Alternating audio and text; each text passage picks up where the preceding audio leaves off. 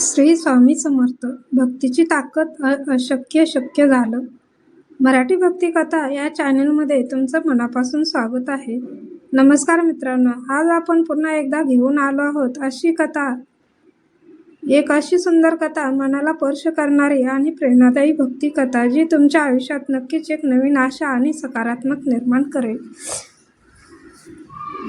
जीवनात कधी कधी असे प्रसंग येतात जेव्हा सगळे मार्ग बंद झालेले वाटतात, मन निराश होतं आणि आपल्याला कुठेच आधार दिसत नाही.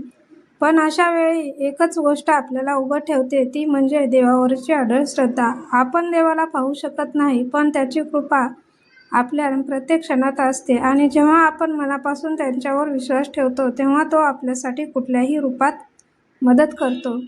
आजची ही कथा तुम्हाला हाच अनुभव देणार आहे, म्हणून ही कथा शेवटपर्यंत नक्की ऐका.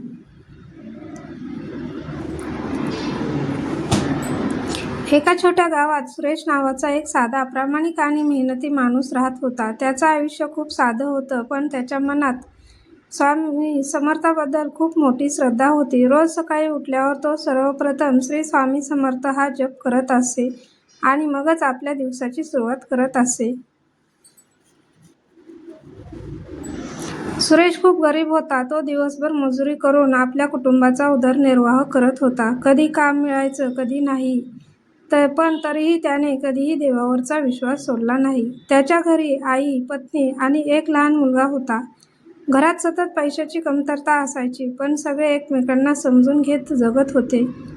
गावातले काही लोक त्यांची चेष्टा करत असत. ते म्हणायचे, "अरे, एवढं देवदेव करून काय होतं? तुझं आयुष्य तसंच आहे." पण सुरेश कधी त्यांच्या बोलण्याकडे लक्ष देत नसे. एक दिवस अचानक त्यांच्या आयुष्यात मोठं संकट आलं. त्याची आई खूप आजारी पडली. तिची तब्येत दिवसेंदिवस खालावत चालली होती. डॉक्टरांनी सांगितलं की उपचारासाठी खूप पैसे लागतील. हे ऐकून सुरेशच्या पायाखालची जमीनच सरकली. त्यांच्याकडे एवढे पैसे नव्हते. तो खूप चिंतित पडला. रात्री झोप येईना. मनात फक्त एकच विचार, आता काय करायचं? शेवटी तो स्वामींच्या मंदिरात गेला. डोळ्यात पाणी घेऊन तो प्रार्थना करू लागला, "स्वामी, माझ्याकडे काहीच नाही, पण माझी श्रद्धा तुमच्यावर आहे." त्या रात्री तो मंदिरातच बसून राहिला. त्याच्या मनात फक्त एकच नाव घुमत होतं, श्री स्वामी समर्थ. त्याला वाटत होतं की आता काहीतरी चमत्कार होईल, पण पुढे काय होणार हे त्यालाही माहीत नव्हतं. दुसऱ्या दिवशी सुरेश पुन्हा कामाच्या शोधात बाहेर पडला, पण त्याला कुठेही काम मिळालं नाही. निराश होऊन तो परत घरी आला.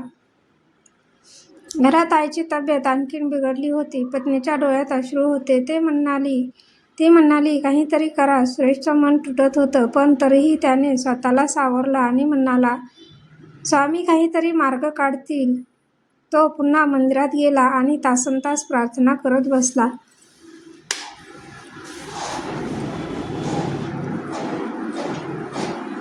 त्याच्या डोळ्यातून अश्रू थांबत नव्हते. गावातले लोक त्याच्याकडे पाहून कुजबुज करत होते, "याला अजूनही देवावर विश्वास आहे." पण सुरेशला कोणाचं काही ऐकून येत नव्हतं. त्यांच्या मनात फक्त एक श्रद्धा होती. रात्री उशिरा तो घरी परतला.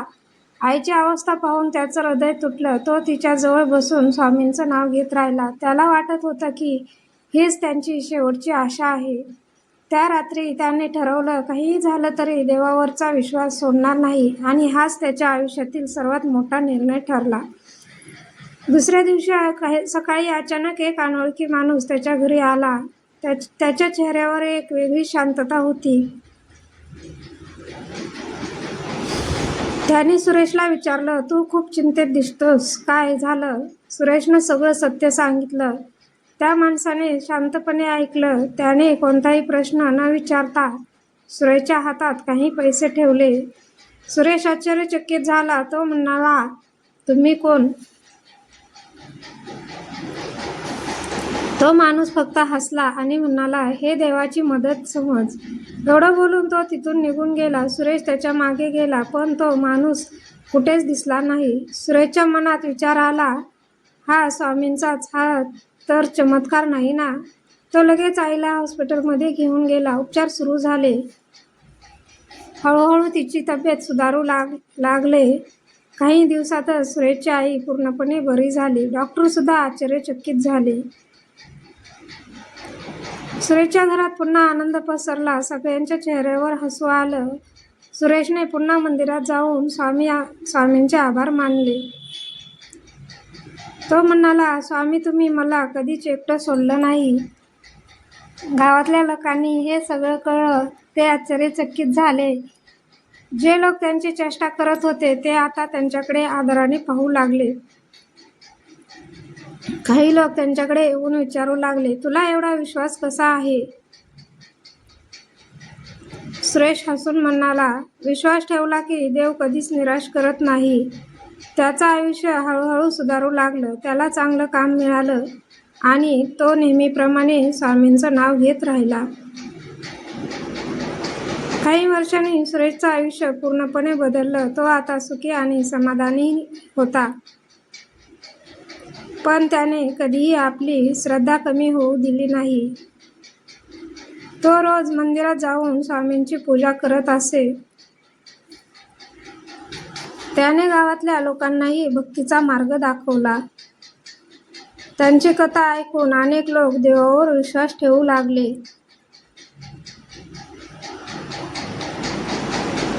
सुरेश म्हणायचा, देव आपली परीक्षा घेतो पण शेवटी आपल्याला साथ देतो. त्यांच्या आयुष्यात आलेला तो अनोळखी माणूस कोण होता हे आजही एक रहस्यच आहे. पण सुरेशच्या मनात एकच उत्तर होतं, तो स्वामींचाच आशीर्वाद होता. त्याच्या श्रद्धेमुळेच त्याचं आयुष्य बदललं आणि शेवटी तो आनंदाने म्हणाला, श्री स्वामी समर्थ. तर मित्रांनो, या कथेवरून आपल्याला एक खूप मोठा आणि महत्त्वाचा संदेश मिळतो. श्रद्धा आणि भक्ती कधीच वाया जात नाही. जीवनात कितीही अडचणी आल्या तरी देवावरचा विश्वास कधी कमी करू नका. कारण देव आपल्या भक्तांची परीक्षा घेतो पण योग्यवेळी त्यांना साथही देतो. जेव्हा आपण मनापासून देवाचं नाव घेतो तेव्हा तो आपल्याला आपल्या आयुष्यात कुठल्या तरी रूपात मदतीला येतो आणि आपल्या सगळ्या अडचणी हळूहळू दूर होऊ लागतात. मराठी भक्ती कथा या आपल्या चॅनेलमध्ये तुमचं मनापासून स्वागत आहे. अशा सुंदर आणि भावनिक भक्ती कथा ऐकण्यासाठी चॅनेलला सबस्क्राईब करा, व्हिडिओला लाईक करा आणि आपल्या मित्रपरिवारासोबत नक्की शेअर करा. पुन्हा भेटूया एका नवीन आणि प्रेरणादायी भक्ती कथेसोबत. तोपर्यंत श्री स्वामी समर्थ. जय जय स्वामी समर्थ. श्री स्वामी समर्थ. जय जय स्वामी समर्थ.